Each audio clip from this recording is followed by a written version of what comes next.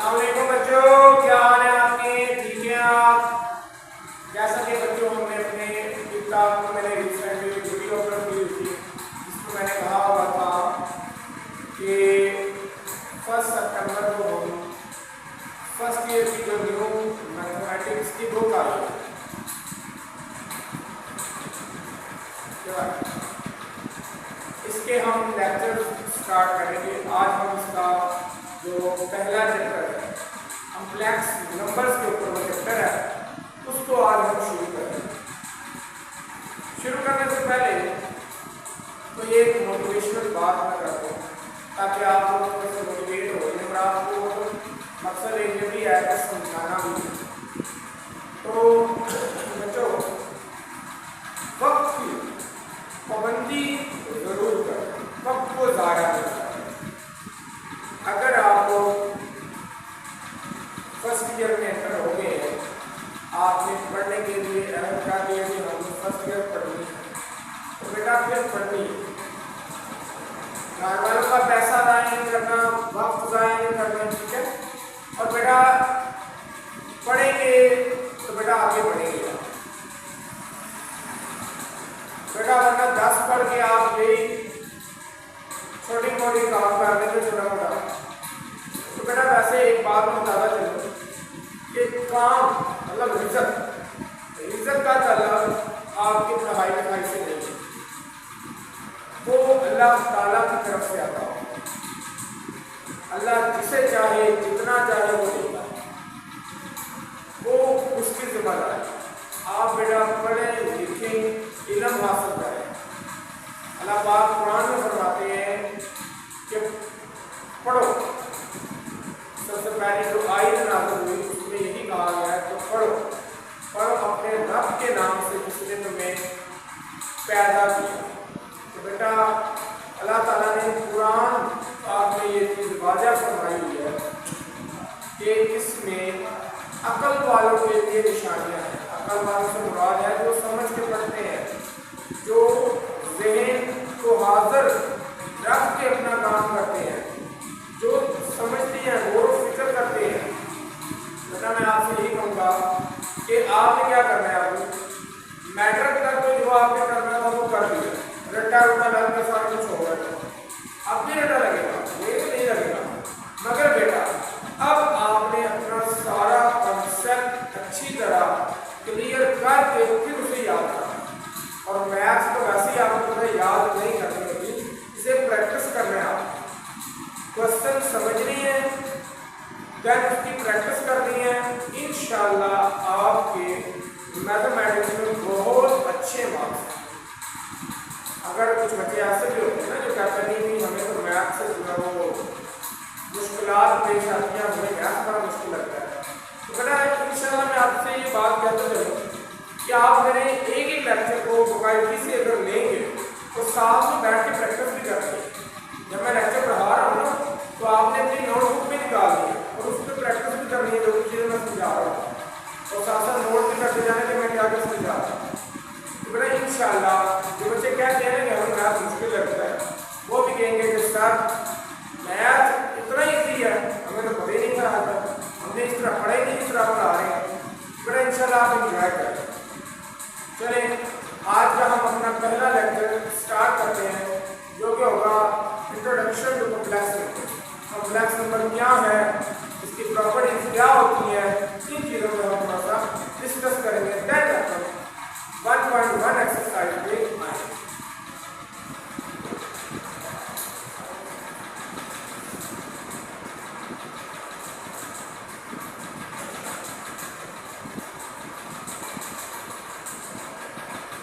Complex numbers बेटा आपने matric 10th class में, ठीक है, एक इक्वेशन सॉल्व करना सीखी है, क्वाड्रेटिक इक्वेशन, वो भी आप आगे एग्जामिनेशन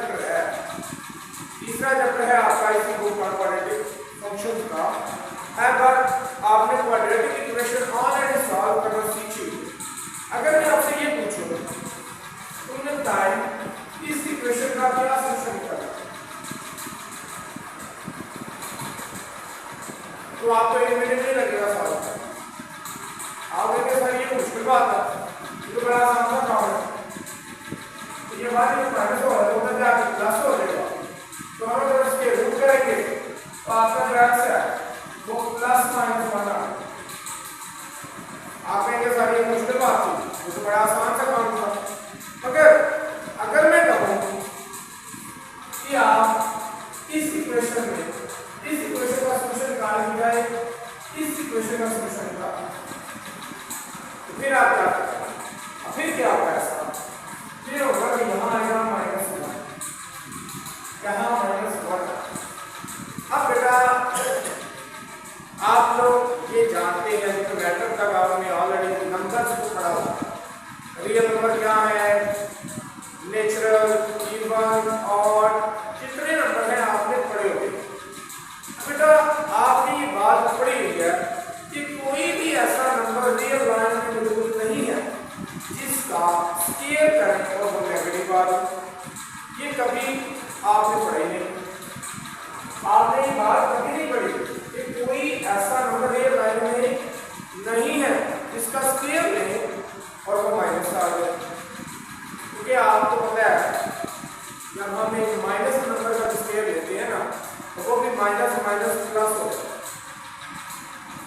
तो फिर यहाँ पे आगे बेटा बात बना रही, ये आपको मैं दिखा रहा हूँ। आज हमें तो बड़ी आसानी से ये चीज़ मिल गई है, मगर जब ये चीज़ सॉल्व की जा रही थी कार्बन 18 सेंचुरी में, तो उस वक्त बेटा इस चीज़ को इम्पॉसिबल कैसे बन कर दिया कि जी इससे आगे सोल्यूशन नहीं एग्जिस्ट करता। फिर उसके काफ़ी बाद मैथमेटिशियन की रिसर्च की आगे की उन्होंने, तो उन्होंने कहा जी कि कैलकुलेशन तो चलानी आ गई। उन्होंने फिर क्या कहा, उन्होंने कहा जी कि हम इमेजिन करते हैं, देखिए ये रियल लाइन है, ये आपकी रियल लाइन, ये रियल लाइन, जितने भी नंबर है रियल नंबर जितने हैं वो सारे इस लाइन में एग्जिस्ट करते हैं, ठीक है, माइनस इन्फिनिटी से लेकर पॉजिटिव इन्फिनिटी, ठीक है। अब मैथमेटिशियन ने क्या कहा, उन्होंने कहा जी इस इक्वेशन का सॉल्यूशन तो आगे चला रहे, क्योंकि इस तरह की इक्वेशन आगे बहुत सारी कैलकुलेशन में यूज होती है, ठीक है, मैथ की बहुत सारी कैलकुलेशन में ये इस तरह की कैलकुलेशन आगे आती है। तो वो कह रहे हैं कि अब अगर ये हम कहते हैं पॉसिबल है, तो वो जितनी आगे कैलकुलेशन है वो सारी पॉसिबल है, कहते हैं कुछ ना कुछ तो काम चलाने से। उन्होंने फिर क्या कहा, उन्होंने कहा कि हम इमेजिन कर लेते हैं कि इस रियल लाइन के परपेंडिकुलर एक एक्सिस है,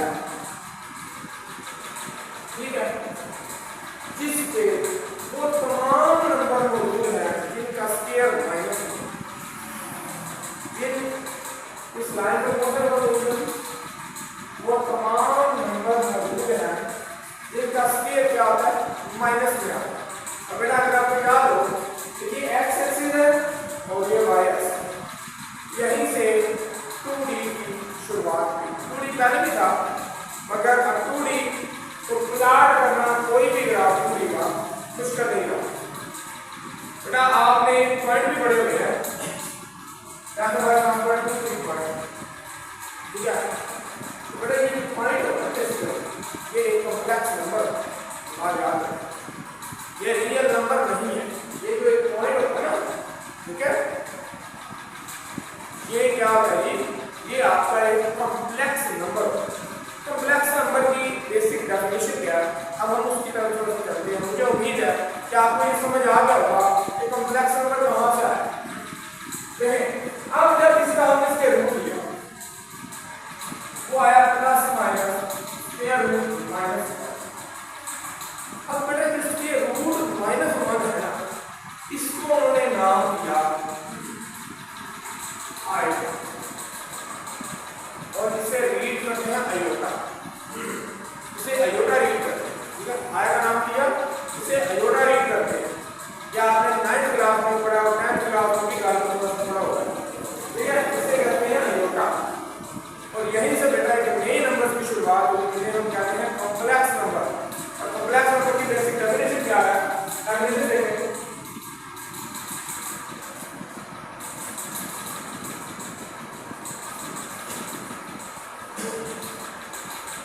numbers of the form a plus b iota,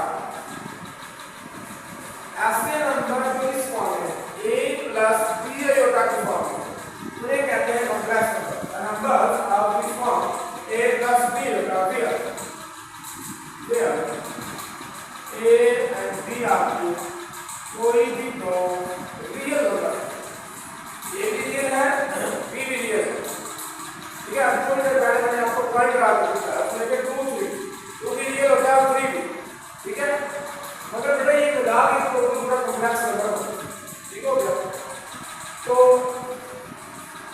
it is usually denoted by C. That is C is equal to A plus B है। इसे बेटा आमतौर पे बुक्स में जो लिखा जाता है ज़्यादा यूजुअली आमतौर पर जो लिखा जाता है वो C से रिप्रेजेंट करके लिखा जाता है, ठीक है, C से। तो कॉम्प्लेक्स नंबर क्या है? ऐसे नंबर जो A प्लस B अयोगा की फॉर्म में लिखेगा या जो इस तरह के फॉर्म में होते हैं। क्या फॉर एग्जांपल 2 प्लस 5 अयोगा लिखो, 7 प्लस 9 अयोगा लिखो, ये कुछ कॉम्प्लेक्स नंबर है। अब बेटा एक बात यहाँ से मैं नोट कर रहा हूँ, कॉम्प्लेक्स नंबर मैथमेटिक्स की हिस्ट्री में आज तक सबसे बड़ा सेट है, इससे बड़े आगे कोई नंबर नहीं है। कॉम्प्लेक्स नंबर रियल नंबर जितने हैं वो सारे कॉम्प्लेक्स भी हैं। आप सर कहेंगे सर रियल कॉम्प्लेक्स कैसे हो, लेकिन बेटा रियल कॉम्प्लेक्स ऐसे हो, आपको पता है ये रियल नंबर अगर इसमें 0 ही होना करना है क्या ये कॉम्प्लेक्स नहीं बन जाएगा? तो मैंने यहाँ A B की शर्त रखी रियल नंबर, क्या 0 एक रियल नंबर नहीं है? रियल है तो फिर बेटा ये जो नंबर है ये कॉम्प्लेक्स है, इसका मतलब हर रियल नंबर भी एक कॉम्प्लेक्स है, ठीक है। तो कॉम्प्लेक्स नंबर का जो सेट है, जो कॉम्प्लेक्स नंबर है वो एक बड़ा मतलब सेट है, ठीक है। अगर कॉम्प्लेक्स नंबर के सेट की बात की जाए तो उसे डिनोट बेटा करते हैं सीधा आगे सीधा आगे, ठीक है, कॉम्प्लेक्स नंबर के सेट और इसको लिखा जाता है A plus B अयोगा where A B ये है बेटा कॉम्प्लेक्स नंबर का सेट, ठीक है, जो कि तमाम सेट में सबसे बड़ा सेट है। इसके अंदर सारे नंबर आ जाते हैं, रियल इवन ऑड सारे इसके अंदर आते हैं, ठीक है। ये था बेटा थोड़ा सा इंट्रोडक्शन कॉम्प्लेक्स नंबर। अब इससे अगली डेफिनेशन आती है कॉन्जुगेट। अब रियल नंबर में जो कॉन्जुगेट होता है ना वो रियल नंबर का कॉन्जुगेट रियल नंबर होती हो, तो इसमें इसलिए वहां पर उसको डिफाइन नहीं किया जाता। मगर कॉम्प्लेक्स में ऐसा नहीं होता। कॉम्प्लेक्स में क्या होता है?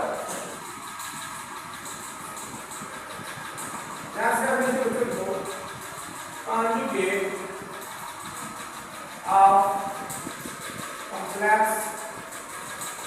number। conjugate का क्या होता है?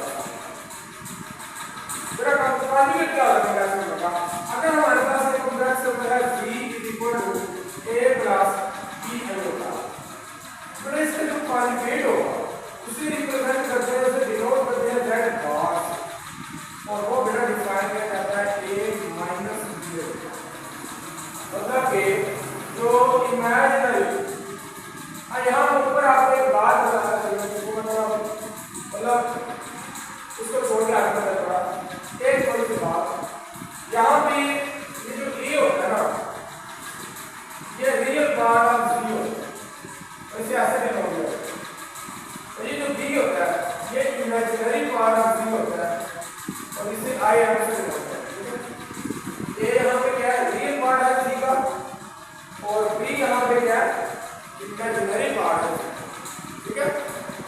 बेटा जब कॉन्जुगेट लेते हैं कॉम्प्लेक्स नंबर पर उसको तो क्या करते हैं, जो इमेजिनरी पार्ट है उसका साइन चेंज कर देते हैं, प्लस है तो माइनस कर दो, माइनस है तो प्लस कर दो, सिंपल सी बात है, सिंपल है। ये है कॉन्जुगेट ऑफ कॉम्प्लेक्स नंबर। उसके बाद मेरा डेफिनेशन आती है modulus of complex.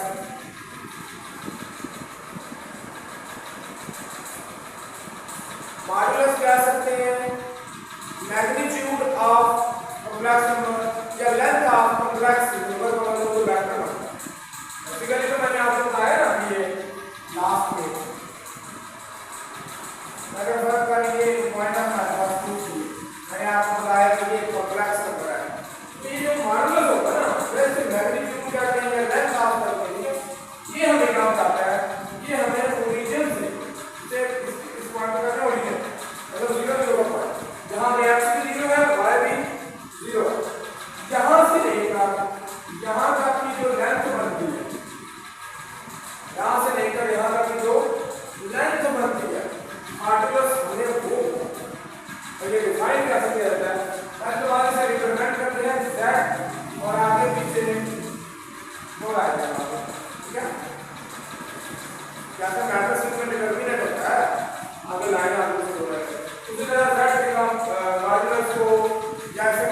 Magnitude of z भी कहते हैं या फिर आप कह सकते हैं लेंथ ऑफ कॉम्प्लेक्स वेक्टर, ठीक है।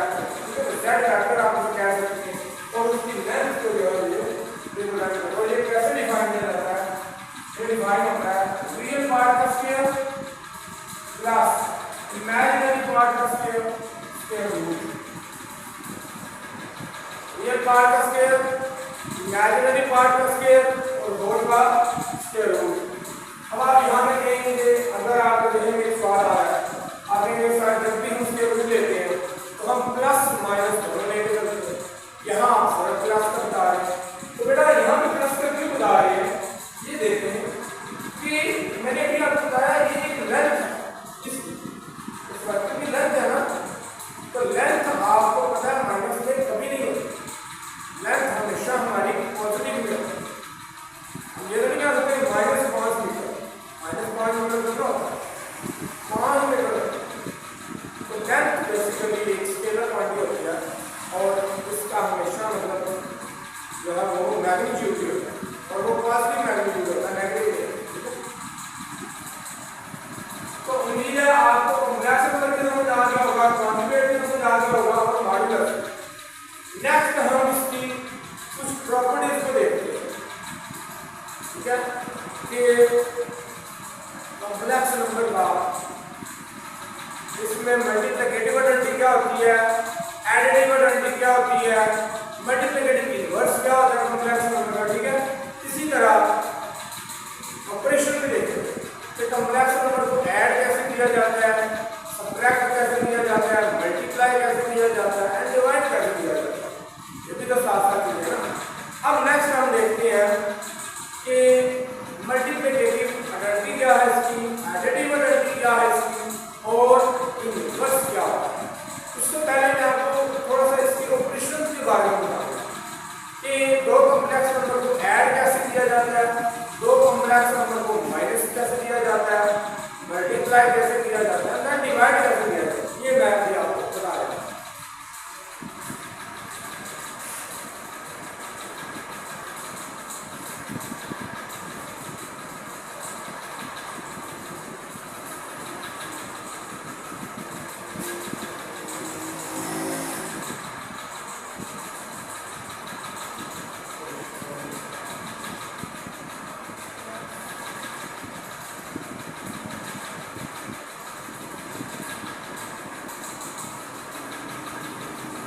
बच्चों अगर हमारे पास दो कॉम्प्लेक्स नंबर से आप कह रहे हैं एक है v1 तो क्या है a प्लस b है और एक हमारे पास है v2 जो कि हमारे पास है a plus c plus b है, ठीक है। फिर आपके पास a b c d है, ये 0 अब अगर बात की जाए कि इन दोनों को ऐड कैसे करना, पहला ऑपरेशन इन दोनों को ऐड कैसे करना और सब्ट्रैक्ट भी कैसे करना, जैसे ऐड करना वैसे सब्ट्रैक्ट भी करना, ठीक है। तो अगर मैं बात करूं v1 प्लस v2 तो क्या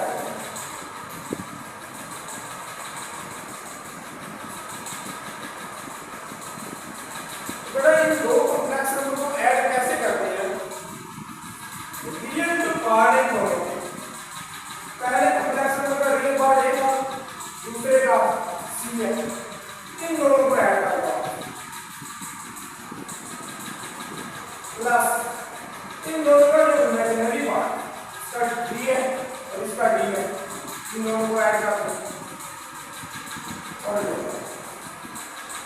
इस तरह बेटा दो कॉम्प्लेक्स नंबर को ऐड किया जाता है और सब्ट्रैक्ट भी इसी तरीके से किया जाता है। अगर मैं बात करूं v1 माइनस v2 तो वो बेटा कुछ यही लिखा a प्लस ये होगा माइनस c प्लस ये होगा, तो बेटा रियल पार्ट में से रियल को माइनस कर दो, इमेजिनरी पार्ट में से इमेजिनरी पार्ट माइनस कर दो, ये बेटा आपको दो कॉम्प्लेक्स नंबर माइनस कर, ठीक है। ये तो बड़ा इजी है, प्लस करना इजी है, माइनस करना। बात आ गई मल्टीप्लाई कैसे करते हैं, ठीक है। हम मल्टीप्लाई कैसे करते हैं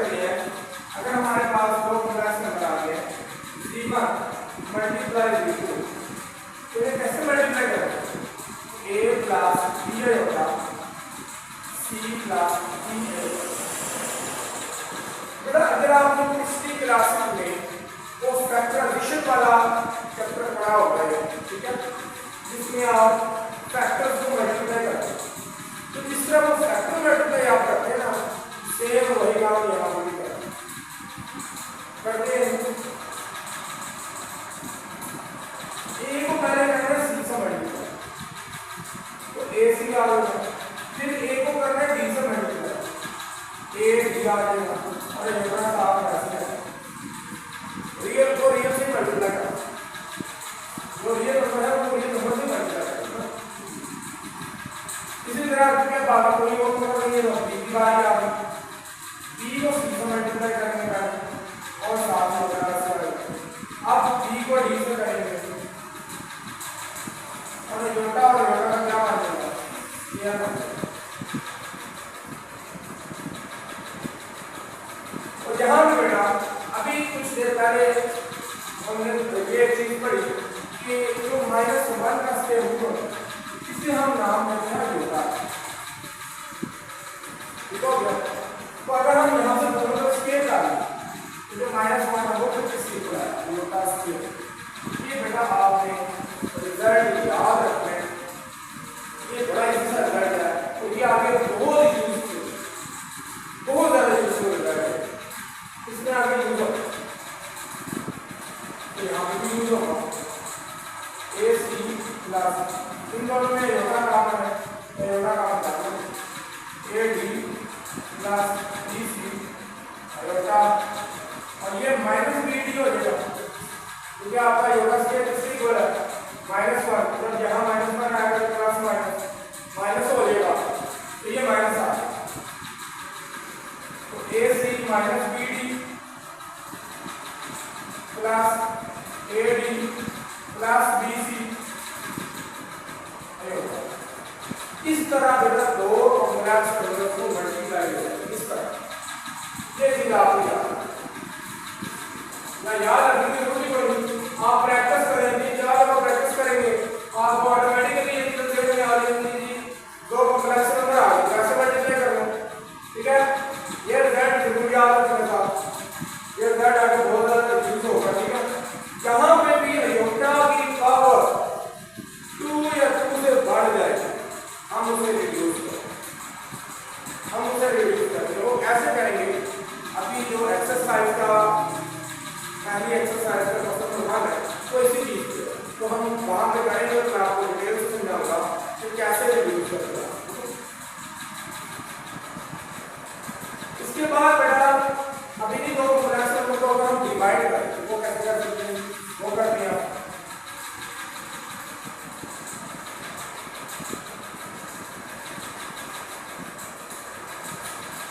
B1 डिवाइड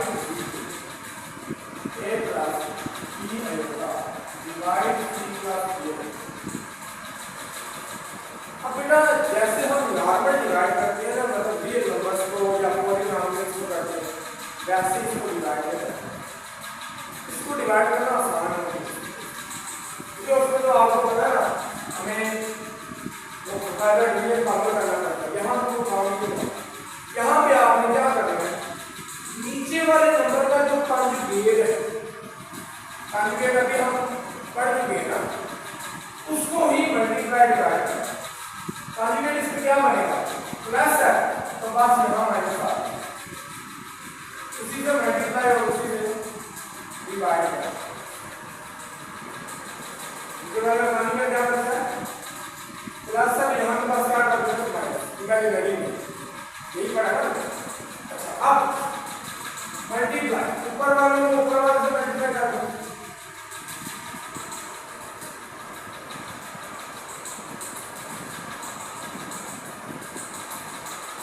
और नीचे वाले को नीचे।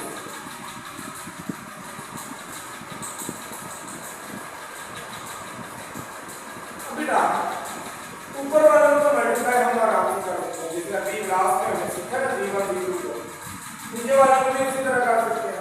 मगर अगर आप नीचे वालों को देखें तो आपको कुछ ये वाला फॉर्मेट नजर नहीं आ रहा,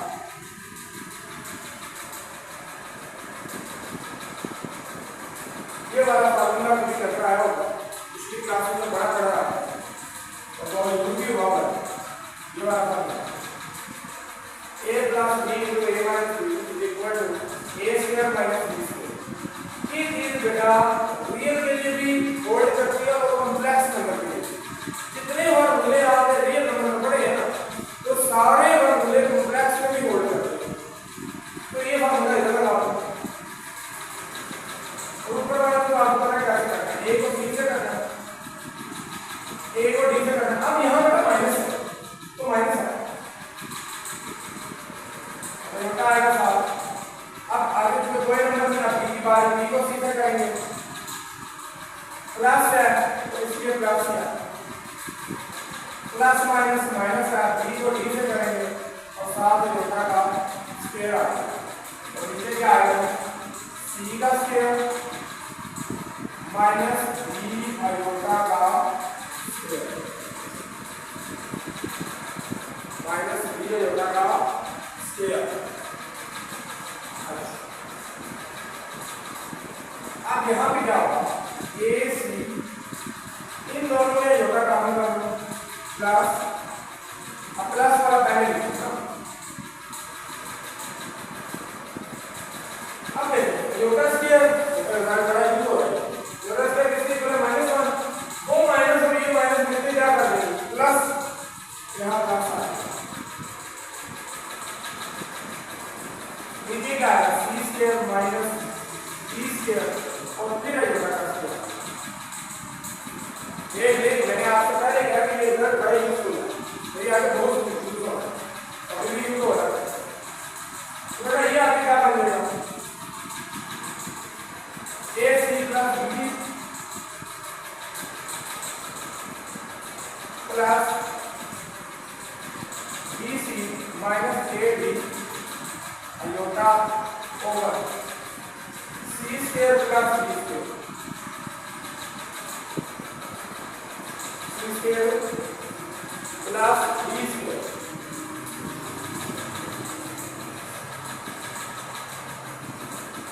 तो यहाँ से अलग अलग कर प्लस हो जाएगा ना, प्लस में -1 के इक्वल है, minus minus plus A C plus B over C square plus B square plus B C minus A D over C square plus B square और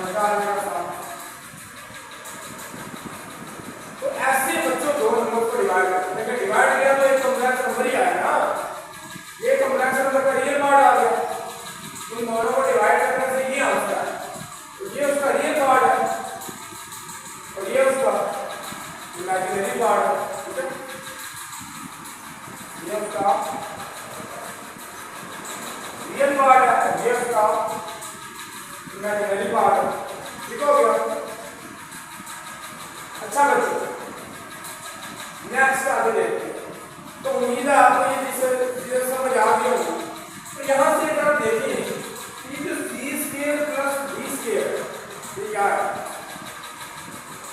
सी स्क्वायर प्लस बी स्क्वायर क्या है बेटा, अगर आप सी square plus B square को देखें ना, तो ये जो Z2 है ना, इसके मॉड्यूलस का स्क्वायर,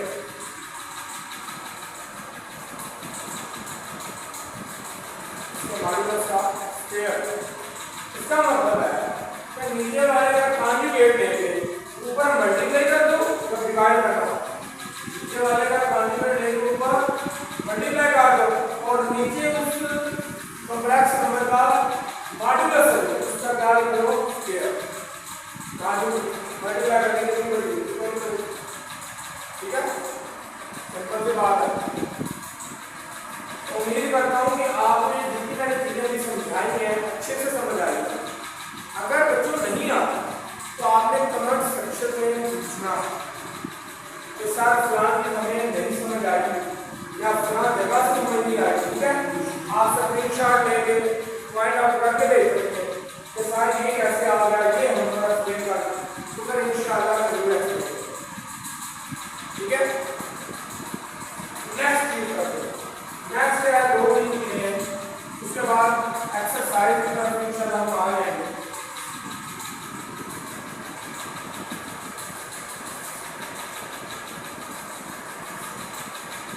जैसे बच्चों आपने रियल नंबर में कुछ प्रॉपर्टीज पढ़ी हुई है कि हर रियल नंबर का एक मल्टीप्लिकेटिव इनवर्स भी होता है, जीरो का मल्टीप्लिकेटिव इनवर्स जीरो का एग्जिस्ट है और यहाँ पर नहीं है, मगर यहाँ पे तो जीरो है क्या? जीरो आपको पता है रियल नंबर में एडिटिव आइडेंटिटी है, एडिटिव आइडेंटिटी है। अब वही जीरो यहाँ पे भी एडिटिव आइडेंटिटी, मगर थोड़ा सा डिफरेंस आता है। कहाँ गया? अगर मैं एडिटिव आइडेंटिटी की बात करें, ये चीज बच्चों मैंने उसके पहले भी बताई है कि रियल नंबर की जितनी प्रॉपर्टीज हैं, जितने भी फार्मूले उसमें होल्ड करते हैं, वो सारे कॉम्प्लेक्स में भी होल्ड करते हैं। तो बेटा जो रियल नंबर की प्रॉपर्टीज है ना, वो कॉम्प्लेक्स में भी होल्ड करते हैं। जैसे कम्यूटेटिव प्रॉपर्टी थी, कोरियर प्रॉपर्टी थी, बेटा दो कॉम्प्लेक्स नंबर को ऐड करें तो भी एक कॉम्प्लेक्स नंबर आता है। ये भी हमने करके भी देखे और मल्टीप्लाई करें तो भी कॉम्प्लेक्स आता है। इसी तरह बेटा अगर दो कॉम्प्लेक्स नंबर को आगे पीछे करके भी ऐड किया जाए, मतलब v1 v2 अरे ऐड ऐसा कर दिया जाए, फिर v2 को पहले v1 ऐड कर दिया, तभी बेटा कोई फर्क नहीं पड़ेगा, सेम आंसर एसोसिएटिव लॉ में होल्ड करता है। ठीक है, तो ये सारी प्रॉपर्टी होल्ड करती है, ये सारी ऑलरेडी आप कॉम्प्लेक्स नंबर रियल नंबर में पढ़ी हुई है। ठीक है, 9th क्लास में आप एडिटिव आइडेंटिटी की बात करें तो बेटा जो कॉम्प्लेक्स नंबर में एडिटिव आइडेंटिटी होती है ना, एडिटिव वो है आपकी 0 0। रियल नंबर में तो आपको पता सिर्फ 0, मगर यहाँ पे या आप इसे 0 से ऐसे लिख रहे हैं या फिर आप इसे ऐसे लिख सकते हैं 0 + 0 आएगा। ये है बेटा आपके कॉम्प्लेक्स नंबर में एडिटिव आइडेंटिटी।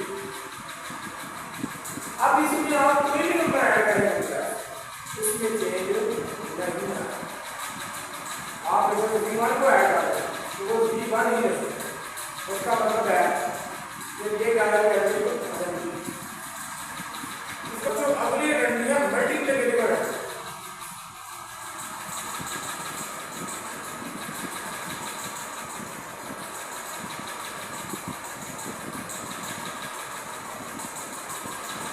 अब वो क्या है? वो है बेटा 1 0 या क्या कहते हैं 1 + 0। सेम वही हिसाब है जो रियल है। जो रियल में क्या था? 1 ही मल्टीप्लिकेटिव आइडेंटिटी यहाँ पे ठीक हो गया। अब आप इसको बेशक किसी भी नंबर से मल्टीप्लाई करें वो वही आएगा, मल्टीप्लिकेटिव है ना, तो मल्टीप्लाई आइडेंटिटी होगी तो ऐड करके देखो। इसी तरह बेटा कॉम्प्लेक्स नंबर में भी हर नंबर का मल्टीप्लिकेटिव इनवर्स बेस करता है सिवाय 0 0। ये भी 0 का नहीं करता, इसमें भी 0 का नहीं करता, और एडिटिव इनवर्स सब में एग्जिस्ट करता है। मैं एडिटिव इनवर्स की बात करूं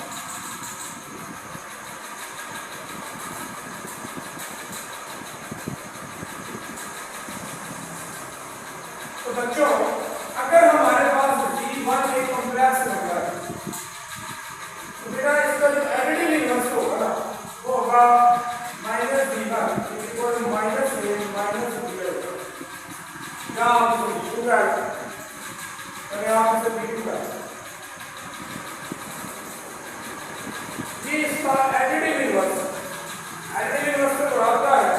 लेकिन अगर आप v1 और v2 को ऐड करते हैं तो आपको 0 + 0 होता है।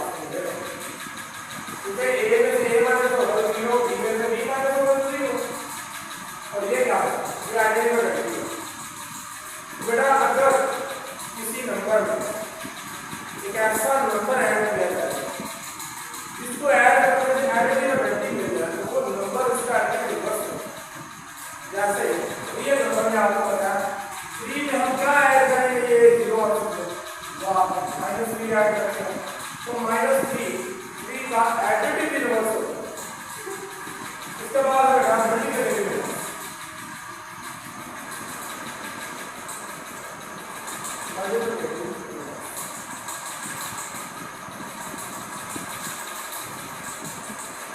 मल्टीप्लिकेटिव इनवर्स क्या होता है? बेटा मल्टीप्लिकेटिव इनवर्स क्या होता है? एक ऐसा नंबर, जैसे हमारे हमारे पास ये एक नंबर है a प्लस b होगा, तो इसका जो मल्टीप्लिकेटिव इनवर्स होगा उसको बुक में उन्होंने c स्टार से डिनोट किया हुआ है, और ये होता है 1 नंबर a प्लस b। अब बेटा यहाँ से आगे एक नई तो अभी हमने लास्ट में देखा था कि हम इसको क्या करते हैं, रेशनलाइज कर रहे हैं और योटा नीचे से क्या कर देते हैं, यहाँ पे कहता वो अब काम आप खुद करेंगे, क्योंकि मैंने लास्ट में आपको डिवाइड करना सिखाया कि दो कॉम्प्लेक्स नंबर को कैसे डिवाइड करें। तो यहाँ पे मेरा देखो 1 और ये डिवाइड, तो मैं आपको यहाँ सिखाया कि बता देता हूँ इसका आंसर बनेगा a प्लस b होगा बटा इसका जो बनता है मॉडुलस उसका वो बनता है a square plus b square, या आप लिख सकते हैं a over a square plus b square plus b over a square plus b square. अब यहाँ से क्या मतलब, तो जो ये आगे आप एक्सरसाइज में क्वेश्चन भी आएंगे तो find the multiplicative inverse of complex number. ये कॉम्प्लेक्स नंबर दिया होगा उसको मल्टीप्लिकेटिव इनवर्स फाइंड करें। फिर आप यही काम करें, ठीक है, आप यही काम करें। क्या आप सिंपल क्या करें, आप उस कॉम्प्लेक्स नंबर का ले मॉडुलस उसका करें स्क्वायर, देन जो पहला रियल पार्ट है उसके नीचे वो लगा देगा प्लस b वाले के नीचे वो आ जाएगा, वो जो नंबर होगा वो उस नंबर का मल्टीप्लिकेटिव इनवर्स आप क्लियर हो क्या पसंद करेंगे तो इंशाल्लाह आपको विजिट करेंगे। तो उम्मीद करता हूँ बच्चों आपको आज का ये लेक्चर ने प्रोडक्टिव दिया है। इंशाल्लाह हम एक्सरसाइज नेक्स्ट लेक्चर में स्टार्ट करेंगे। इंट्रोडक्शन आपको समझ आ गया होगा, मैं फिर बेटा एक दफा रिकॉल करता चलूँगा आपको।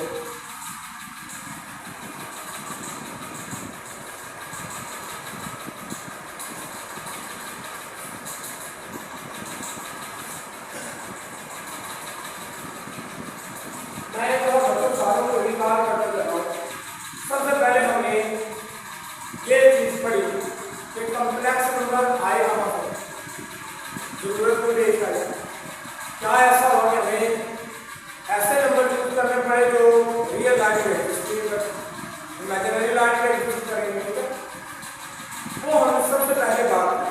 उससे मैंने आपको क्या कहा था, मैंने आपको इक्वेशन सॉल्व करना सिखाया था और इसका मैंने कहा था इसका जो आंसर आता है प्लस माइनस होता है, या मैंने आपको बताया था होता है तो -1 प्लस के।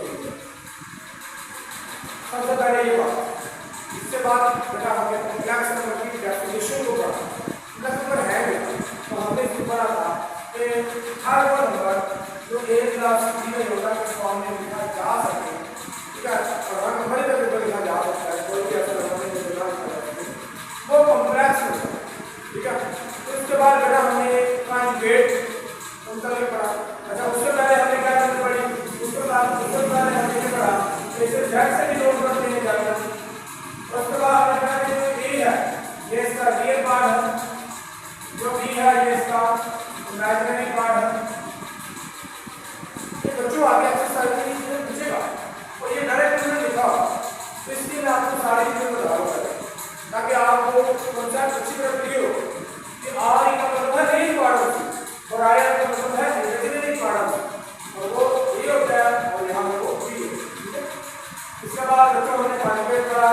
कॉन्जुगेट में मैंने आपको बताया कॉन्जुगेट को डिवाइड करते हैं दैट डैश से दैट बार से, ये डिवाइड होता है a माइनस b होगा, मतलब जो भी कॉम्प्लेक्स नंबर है अगर प्लस में माइनस का तो माइनस का तो प्लस। उसके बाद हमने मॉडुलस को पढ़ा। मॉडुलस में हमने पढ़ा कि b का मॉडुलस होता है a square plus b square,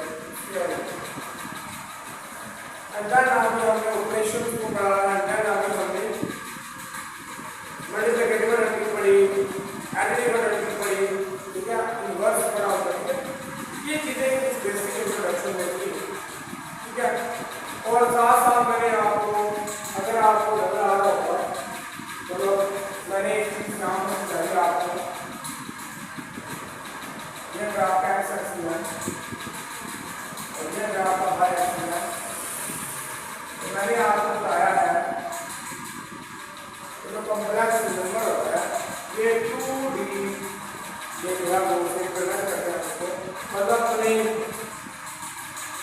यहाँ पर वर्क करने का आपका जी बार है, जी बार है, कंप्यूटर है, एक क्लास होता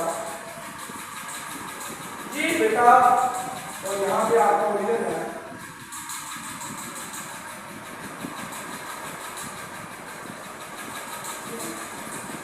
ये जो होता है ना, ये जो प्लेन बना के मैंने आपको बताया कि कॉम्प्लेक्स नंबर इधर आता है, इसी तरह कहते हैं ऑर्गेन कॉम्प्लेक्स नंबर। या आप यूं समझ लें कि जैसे हम रियल नंबर को रियल लाइन पे रिप्रेजेंट करते हैं बच्चों, आपने 9th क्लास में पढ़ा होगा, 2 आया तो 2 के ऊपर ऐसा आएगा, 3 आया तो 3 के ऊपर आएगा। इसी तरह बड़ा कॉम्प्लेक्स नंबर को प्लेन में रिप्रेजेंट किया जाता है और इसमें या इस पूरी को ही कहते हैं ऑर्गेन डायग्राम। ठीक है, और अगर हम ऐड करना चाहें दो कॉम्प्लेक्स नंबर को, तो दो कॉम्प्लेक्स नंबर की एडिशन हो गई, वो हम देख ऐड करके देख सकते हैं, नाम है आपको इस तरह मल्टीप्लाई करके देख सकते हैं ऐसे आपने। ठीक है, तो उम्मीद करता हूँ आज का ये आपको लेक्चर जो है वो अच्छे से समझ आ गया होगा। बच्चों मैं फिर आपसे बात करता चलूँ कि आपने आज से ही काम शुरू किया और हर लेक्चर को बच्चों आपने अच्छी तरह नोट डाउन करना, प्रैक्टिस भी करनी है उसकी। और सबसे बड़ी बात मैथमेटिक्स में यूज होती है वो होता है कॉन्सेप्ट क्लियर करना। बच्चों अपना कॉन्सेप्ट बड़ा अच्छी तरीके से क्लियर करें, यही चीज़ें मेरा पेपर में आपको बहुत इजीली सीख है। अगर बच्चों आपको कंसेप्ट है ना क्लियर और आपने रट्टा लगाया हुआ है, अल्लाह माफ करे, तो स्कूल ऐसा करवाते हैं जो बच्चों को मैथ का भी रट्टा लगवाते हैं, तो अब वो तो अपनी तरफ से मैथ को नहीं करवाते, आगे जाके बच्चों को मैथ से बराबर क्यों वो कहते हैं कि मैथ तो मुश्किल है क्योंकि उनसे रट्टा नहीं लगता मैथ, बच्चों मैथ को रट्टा नहीं लगता, मैथ को आपने करना है, सीखना है, मैथ को आपको करना है और सीखना है। और मैं आपको एक बात बताता हूँ, जो मैथ है ये आपका जो ब्रेन है इसे तेज करता है, क्योंकि जब आप मैथ के डिफरेंट प्रॉब्लम को सॉल्व करते हैं तो आपको दिमाग का इस्तेमाल करना पड़ता है, जब कि रट्टा लगाने में नहीं करना। रट्टा लगाने में क्या याद है, बस उसको याद करना, ये याद करना बस ताकि दिमाग को आपने कोई इस्तेमाल नहीं किया, सिर्फ आपने याद किया रट्टे का। मगर जब आप मैथ के प्रॉब्लम सॉल्व करते हैं आप अपना दिमाग यूज करते हैं, आपको कोई मुश्किल प्रॉब्लम आ रही है, आप सोचेंगे यार ये प्रॉब्लम ऐसे हो सकती है, ऐसे आप 2 दफ़ा गलत करेंगे, 3 दफ़ा, 4 दफ़ा, 5 दफ़ा, बेटा एक बात याद रखनी है, ये बात जरूरी नहीं है कि आप पहली दफ़ा कॉपी उठाएं और पेंसिल लें तो आपका प्रॉब्लम सॉल्व हो। कुछ बच्चों में हो जाते हैं जो बहुत ज़्यादा इंटेलिजेंट होते हैं, कुछ मेरी तरह के होते हैं जो 2-2, 3-3 दफ़ा करते हैं तब सॉल्व हो। मगर अल्हम्दुलिल्लाह वो कभी था ऐसा, मगर अब अल्हम्दुलिल्लाह ऐसा है कि आपको बातें का प्रॉब्लम सॉल्व हो, क्योंकि अल्लाह ताला ने जो है वो ज़हन की सलाहियत पेश कर दी है कि अब मैथ जो है वो बिल्कुल ही मुश्किल नहीं है, अब उसको सॉल्व करना इतना मुश्किल हमें नहीं लगता जितना कब छोटी क्लास में लगा था। अब तो मैथ जो है वो आप लोग सब मेरे मैथ से मोहब्बत है, मैथ बहुत ईजी सब्जेक्ट है बच्चों, अगर आप इसे करना शुरू कर दें ना आपको इससे ज़्यादा ईजी कोई सब्जेक्ट नहीं लगता। तो इसलिए बच्चों आपने मेरे लेक्चर्स डेली अटेंड करने हैं, डेली आपने अपना काम करना है, साथ साथ इंशाअल्लाह आपको मैथ में कोई प्रॉब्लम नहीं है। तो बच्चों जाते जाते एक बात कहते चलेंगे, यूट्यूब चैनल है हमारा मैथमेटिक्स विद कासिम अली, जहाँ पे आप वीडियो देख रहे हैं, बेटा इसको सब्सक्राइब करें, दोस्त जो आपके हैं फर्स्ट ईयर में नहीं आए हैं उनके साथ शेयर करें ताकि बेटा उन्हें भी फायदा हो। और बेटा वीडियोस को लाइक जरूर करें अगर आपको पसंद इंशाल्लाह जरूर आए, और बेटा कमेंट सेक्शन में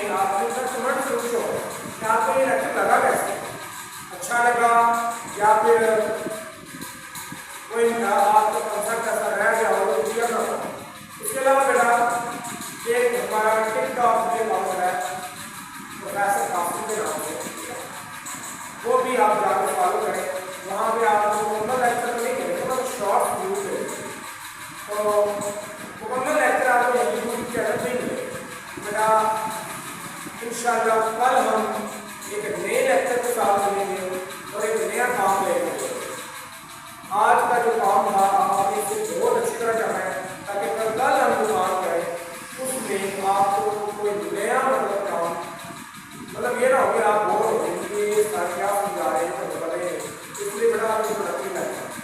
आगे आप